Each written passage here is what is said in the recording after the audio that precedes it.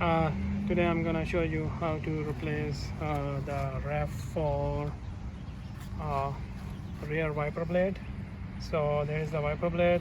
If you open it like that, it's gonna be stuck in here. So open this latch and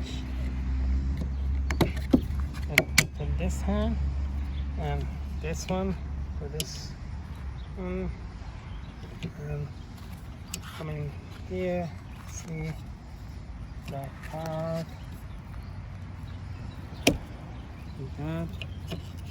So it's out in here, so I'll get the new one.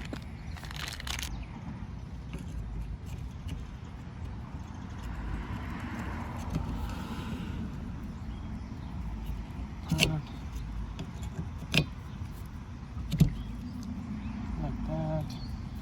And this one, we'll do this one and close this one. Now it's done.